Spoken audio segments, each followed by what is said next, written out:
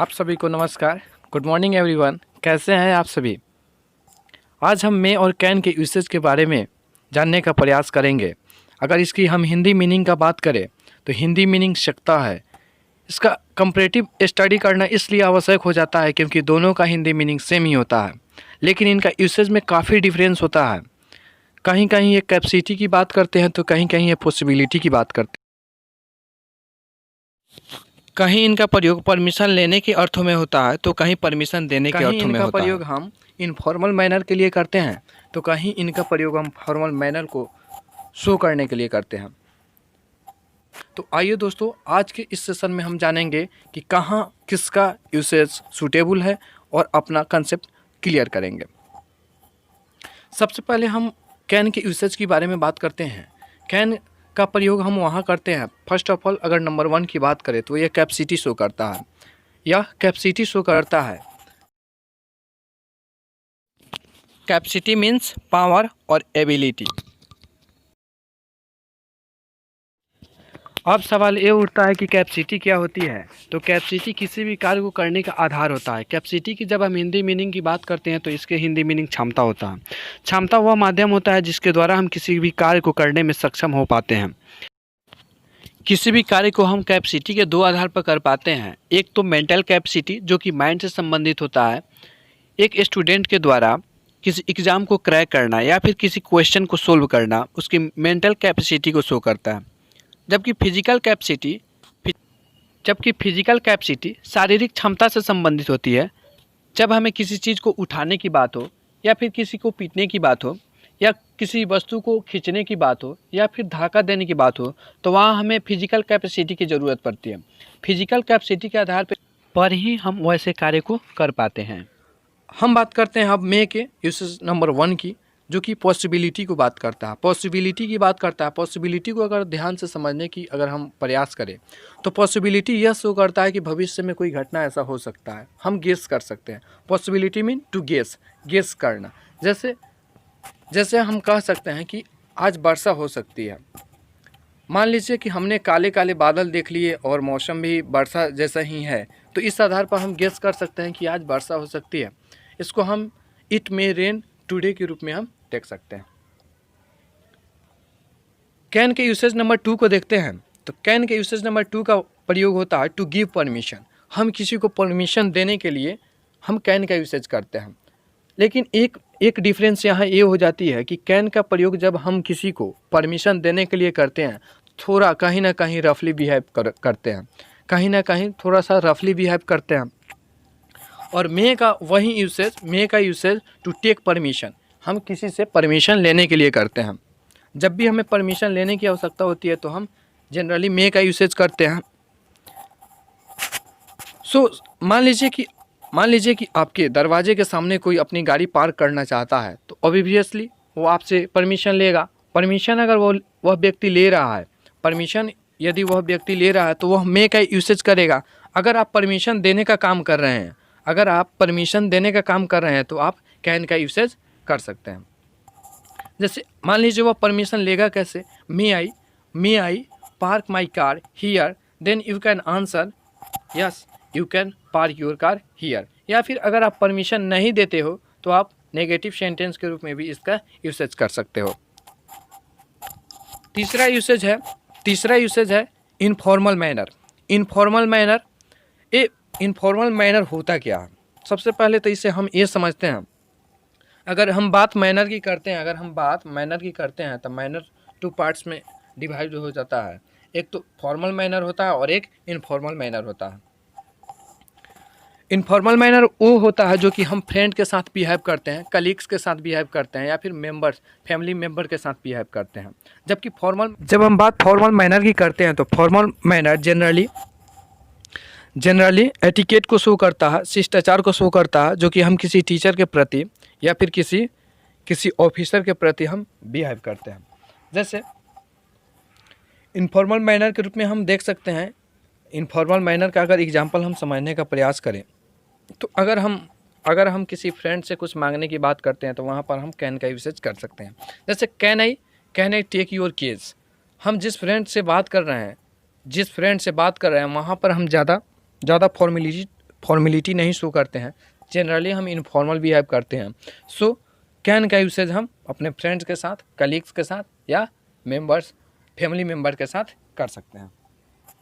वहीं मे के प्रयोग में हम फॉर्मल मैनर का यूज करते हैं। फॉर्मल मैनर में हम मे का यूसेज करते हैं। जैसे अगर आपको अगर किसी की परमिशन की आवश्यकता है और वह आपसे किसी न किसी रूप में बड़ा है, पोस्ट के रूप में या फिर एज में, या फिर कोई सीनियर है या फिर कोई ऑफिसर है, तो उनसे परमिशन लेने के लिए हम मे का यूज करते हैं। बचपन से ही सिखाई जाती है कि अगर हमें क्लास के अंदर अगर एंट्री लेनी है तो हमें टीचर से परमिशन लेने की आवश्यकता होती है।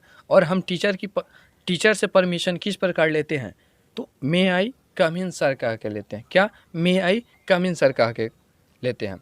सो इसी तरह अगर आपको किसी भी ऑफिस में जाना है तो वहाँ ये ज़रूरी हो जाता है कि आप उस पर्टिकुलर ऑफिसर से पहले परमिशन लें, उसके बाद एंट्री लें।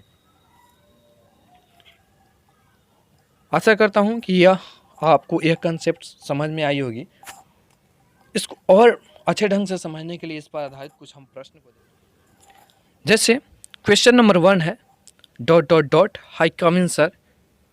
यहाँ पर परमिशन लेने की बात हो रहा है, तो यहाँ मे का यूसेज सही है। क्वेश्चन नंबर 2 में I dot dot dot solve this question. Question number 2 में है I fill in the blanks solve this question. I है जो किसी क्वेश्चन की सोल्व करने की बात करता है, तो यहाँ जनरली ये मेंटल कैपेसिटी शो करता है। और हमने ये जाना है कि जहाँ भी कैपेसिटी की बात हो वहाँ हम कैन का यूसेज करते हैं। सो यहाँ कैन का यूसेज सही होगा। Question number 3 Chandan fill in the blanks beat him. अगर चंदन नाम का कोई व्यक्ति है, अगर वह किसी को पीटने की बात करता है, तो जनरली यहाँ फिजिकल कैपेसिटी शो कर रहा है, और कैपेसिटी शो करने के लिए हम कैन का यूसेज करते हैं। सो यहाँ कैन का यूसेज सही होगा।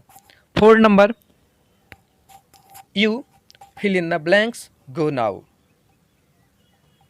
You fill in the blanks go now.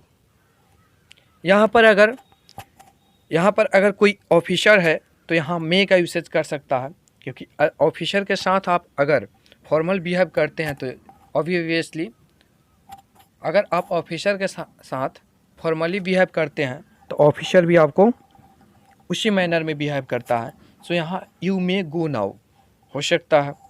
या फिर अगर रफली परमिशन देने की बात करें, अगर वो अपने आप को ज़्यादा ऊंचा साबित करना चाहता हो, तो यहाँ पर ये यू कैन गो नाउ भी कहना उचित है।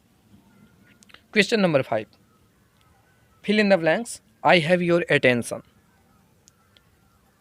यहाँ अटेंशन की बात किया जा रहा है और मे का यूसेज यहाँ बिल्कुल सही है, इसलिए क्योंकि जब भी हमें किसी की अटेंशन लेने की आवश्यकता होती है तो हम उनसे काइंडली रिक्वेस्ट करते हैं कि आप इस सूचना को सुने। यह सेंटेंसेस, इस टाइप के सेंटेंसेस सार्वजनिक स्थान पर, पब्लिक जो प्लेस होते हैं वहाँ जनरली सुनने को मिलते हैं।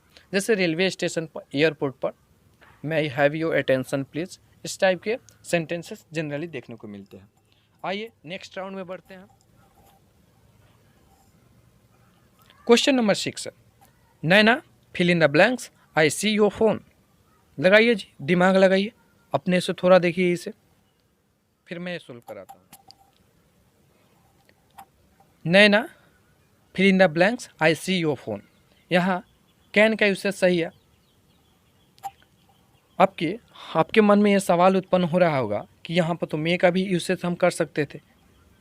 हाँ, बिल्कुल कर सकते थे, लेकिन उसका एक कंडीशन होता है। यहाँ हम नैना नेम लेकर बुला रहे हैं, किसी नैना नाम की लड़की है, उसको हम नेम लेकर बुला रहे हैं, तो ऑब्वियसली हम किसका नेम लेते हैं? हम या तो वह फ्रेंड्स होगा या फिर वह हमसे परिचित होगा। या तो नैना हमारी फ्रेंड होगी या फिर वह हमसे परिचित होगी। अगर हम नेम लेकर बुलाए हैं तो ये कहाँ का फॉर्मल बिहेव हुआ? ये तो इनफॉर्मल बिहेव हुआ, और इनफॉर्मल बिहेव के लिए हम कैन का यूसेज करते हैं। Question number 7 mister Abhishek you fill in the blanks meet the manager. लगाओ जी, यहाँ भी दिमाग लगाओ। पहले आप प्रयास कीजिए, फिर मैं डिस्कस करता हूँ। क्वेश्चन नंबर 7 है mister Abhishek you fill in the blanks meet the manager. यहाँ पर मे का यूसेज सही है। मे का यूसेज इसलिए क्योंकि हम अभिषेक नाम की व्यक्ति को हम रिस्पेक्ट दे रहे हैं, मिस्टर यूसेज किए हैं उसके पहले, और हम जहाँ भी रिस्पेक्ट की बात करते हैं वहाँ फॉर्मल बिहेव शो होता है, और फॉर्मल बिहेव के लिए हम मे का यूसेज करते हैं। क्वेश्चन नंबर 8 है इट डैश रेन टुडे। हम रेन आने की संभावना व्यक्त कर रहे हैं, पॉसिबिलिटी शो कर रहे हैं, सो यहाँ मे का यूसेज सही है। 9 नंबर है question number 9 I fill in the blanks speak 3 languages. I fill in the blanks speak 3 languages. यहाँ पर कैन का यूसेज सही है क्योंकि यह मेंटल कैपेसिटी शो कर रही है। अगर कोई भी पर्सन 3 लैंग्वेजेस अगर स्पीक कर सकता है तो वो उसकी कैपेसिटी हुई। Question number 10 C dash C fill in the blanks lift this box easily. C fill in the blanks lift this box easily. यहाँ कैन का यूसेज सही है क्योंकि यह कैपेसिटी शो करती है। आशा करता हूँ कि आप सभी को यह वीडियो पसंद आई होगी और यह आपकी नॉलेज इम्प्रूवमेंट में काफ़ी हेल्प करेगी।